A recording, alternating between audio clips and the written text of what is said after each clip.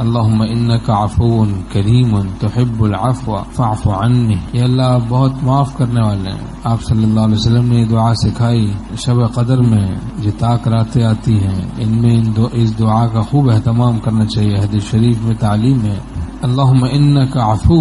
اے اللہ آپ بہت معاف کرنے والے ہیں, بہت معاف کرنے والے ہیں. ہمارے شیخ رحمۃ اللہ علیہ فرماتے تھے اللہ آپ کا محبوب مشغلہ ہے معاف کرنا. تحب العفو اللہم انک عفو, آپ معاف کرنے والے ہیں. کریم اور کریم ہے. تحب العفو اور معاف کرنا آپ کا محبوب مشغلہ ہے, محبوب مشغلہ ہے معاف کرنا. تو اب ہم اپنے گناہوں کو لے کر آپ کے حضور میں خود حاضر ہو گئے. آپ معاف کر دیجیے.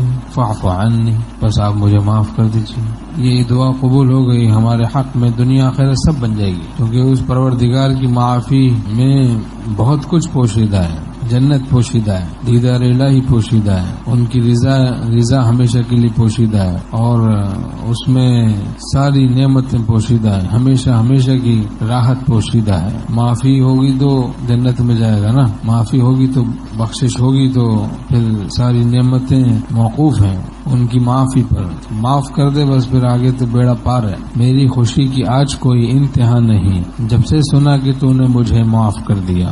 جب بندہ یہ سن لے گا کہ خدا نے مجھ کو معاف کر دیا, آخرت میں اس کی خوشی کا کیا ٹھکانہ ہوگا. خوشی سے اگر اس کو موت آ سکتی تو موت آ جائے گی, موت آ جاتی, لیکن موت نہیں آئے گی. آخرت میں موت کو بھی موت دے دی جائے گی. اللہ تعالی ہم سب کو جنت الفردوس نصیب فرمائے. بڑی ذات ہے, اس سے بڑی چیز مانگے, اللہ سے اللہ کو مانگے.